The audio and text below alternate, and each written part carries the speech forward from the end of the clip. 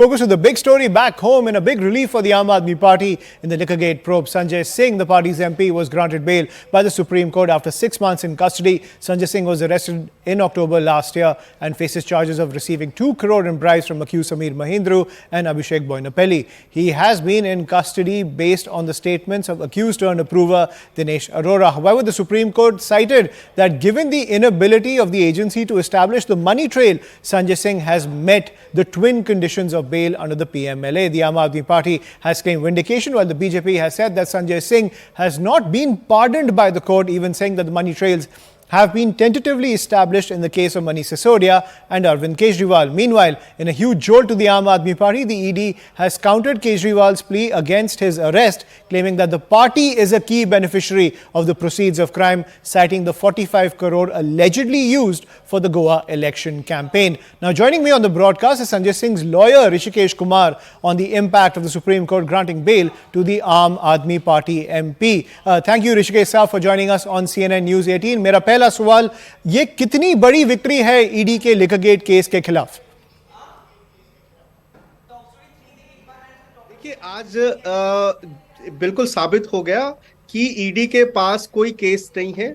आज इस बात का प्रूफ हियरिंग में जो है इस तरीके से मिला कि संजय सिंह की बेल की हियरिंग के दौरान जब कोर्ट ने क्वेश्चंस पूछे, प्रूफ को लेकर क्वेश्चन पूछे कि भाई आपने 6 महीने से इनको गिरफ्तार कर रखा है, अब आपको क्यों इनकी गिरफ्तारी चाहिए। क्वेश्चन पूछे कि क्या पीएमएलए के धाराओं में जिनमें सेक्शन 45 है वो बनता भी है इनके खिलाफ की नहीं। जब ये सवाल पूछे गए तो ईडी के पास कोई जवाब नहीं था और लंच के बाद जब कार्रवाई दोबारा शुरू हुई तो ईडी के वकील ने कहा कि संजय सिंह जी को बेल दे दी जाए, हमें कोई आपत्ति नहीं है। ये क्या साबित करता है? ये साबित करता है कि जिस केस के बारे में इतना बड़ा हवा बनाया गया, इतना बड़ा एक माहौल बनाया गया, उस केस में एक आरोपी संजय सिंह राज्यसभा सांसद हैं जिनको कि इन्होंने बताया था इनके खिलाफ काफी सबूत मौजूद है।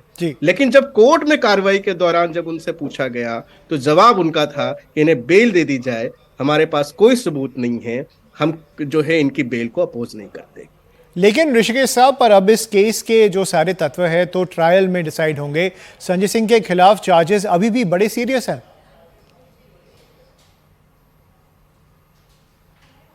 नहीं, लेकिन मैं आपको बताऊं कि ट्रायल जो है अभी तो शुरू भी नहीं हुआ है। 6 चार्जशीट है, 50,000 के आसपास डॉक्यूमेंट्स हैं, 450 गवाह हैं। तो ट्रायल तो चलाना इनका मकसद ही नहीं था। इनका मकसद तो ये था कि इनको जेल में रखा जाए और 6.5 महीने से जेल में रखे हुए थे। और सेक्शन 45 जो कि पीएमएलए एक्ट में सबसे जो बेल को अपोज करने के लिए सेक्शंस यूज किए जाते हैं, उसका भी जो है उन्होंने जिक्र नहीं किया। क्योंकि सेक्शन 45 ये कहता है कि आपको ये प्राइमा फेसाई प्रूव करना पड़ेगा कि आपने कोई जो है वो घोटाला नहीं किया, कोई जो है आपने जो है ब्राइब नहीं ली। लेकिन ईडी ने आज तो मुंह ही नहीं खोला, बहस ही नहीं की। उनके पास कोई तथ्य नहीं थे, उनके पास बेल अपोज करने तक के लिए फैक्ट्स नहीं थे।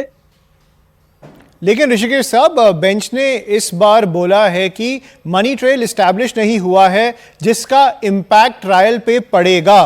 क्या जज ने ये इंडिकेशन दिया है कि ये केस वीक है? Yes, and you know what? You are absolutely right. Because when the court has made these scathing remarks on the merits of the case, so ED, just to get away from this, that nothing could be recorded in the order so that it will help the other accused person whom they have arrested. So they have given up. And just they have given up not because that they say that कि okay हम तो जो है हम इनके oppose नहीं करते। They have given up because they knew that judges are going to hold against them on the issue of the 45, on the issue that whether the PMLA is made out or not, on the issue of the what is the quantum of seizure, the quantum of amount which has been recovered, on the issue of whether there is something which is material available for even to arrest these persons. If these could have been argued and then be recorded in the order, and rightly so the court has observed that it would have ramifications on your trial. So rather than getting a observation in writing in an order, ED very smartly has given up this thing so that such remarks could not become on the paper. जी, पर ऋषिकेश साहब, supreme court ने वो तो बोल दिया होगा, पर आप बेंच का ये स्टेटमेंट कैसे देखते हैं कि ये बेल ऑर्डर प्रेसिडेंट नहीं है? सर देखिए, ऐसा है कि किसी भी केस में, कोई भी केस, एक्यूज अगर 4 या 5 एक्यूज हैं किसी केस में, तो हर एक्यूज के खिलाफ जो फैक्ट्स एंड सर्कमस्टांसेस होते हैं वो अलग अलग होते हैं। चूंकि यहां पे मेरिट्स पे कुछ भी नहीं कहा गया, मेरिट्स पे कोई बहस नहीं की ईडी ने, मेरिट्स पे वो बहस करने से बचते रहे ताकि इसका फायदा जो है किसी और एक्यूज को ना मिल जाए। इस वजह से उन्होंने ये ऑर्डर में लिखवाने की रिक्वेस्ट की थी कि भाई आप ये अदालत से उनकी दरख्वास्त ये थी कि आप ये लिखें कि हमने ये कंसेशन सिर्फ इस केस में दी है और इसके अलावा इस केस का जो है प्रभाव अन्य जो एक्यूज पर्सन है उनकी बेल में ना हो। इसके कहने के 2 मायने, पहला कि जी अगर किसी दूसरे एक्यूज की बेल सुनी जाएगी वो उनके फैक्ट्स एंड सर्कमस्टांसेस के हिसाब से सुनी जाएगी, एंड दूसरा ये है कि आप जो है इस जजमेंट को लेकर, इस बेल के ऑर्डर को लेकर कोई पैरिटी जो है आप नहीं क्लेम करोगे। इसको ध्यान में रखते हुए ईडी ने ये रिकॉर्ड करवाया है ऑर्डर में। लेकिन ऋषिकेश साहब, क्या फिर इसका यह मतलब है कि इस केस को आइसोलेशन में देखना चाहिए, संजय सिंह के केस को आइसोलेशन में देखना चाहिए, क्योंकि केजरीवाल और सिसोदिया से लिंक इस केस को नहीं करना चाहिए? ये सुप्रीम कोर्ट ने कहा है कि ये प्रेसिडेंट की तरह नहीं लेना चाहिए। नहीं, ये गलत होगा अगर आइसोलेशन में हम देखेंगे तो। जी।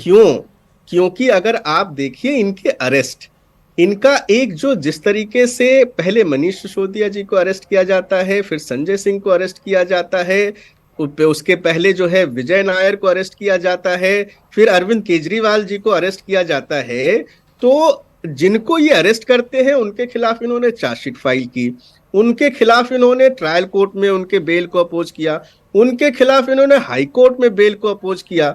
लेकिन जब सवाल सीधे सीधे सुप्रीम कोर्ट में, सुप्रीम कोर्ट के 3 बेंच के जजेस ने जब सवाल किए जिसका जवाब नहीं दे पाए, तो इन्होंने इस चीज को कंसीड किया है।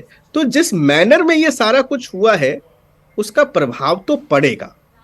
भले इस ऑर्डर को आप नहीं कहीं यूज कर पाएंगे जी। लेकिन जिस प्रकार से ये पूरी कार्रवाई हुई है और जिस प्रकार से एक ऐसे एक्यूज पर, एक ऐसे व्यक्ति को जिसको आपने अभियुक्त बनाया, गिरफ्तार किया, चार्जशीट फाइल की, और जब उसकी बेल अपोज करने की बारी आई सुप्रीम कोर्ट में तो आप कंसीड कर गए, तो इसका रेमिफिकेशंस होगा। ऐसा नहीं है कि इसका रेमिफिकेशंस नहीं होगा और इसका इफेक्ट जो है बाकी जो केस पे नहीं पड़ेगा, बिल्कुल पड़ेगा। Right. Thank you, Rishikesh Kumar, for joining us on CNN News 18.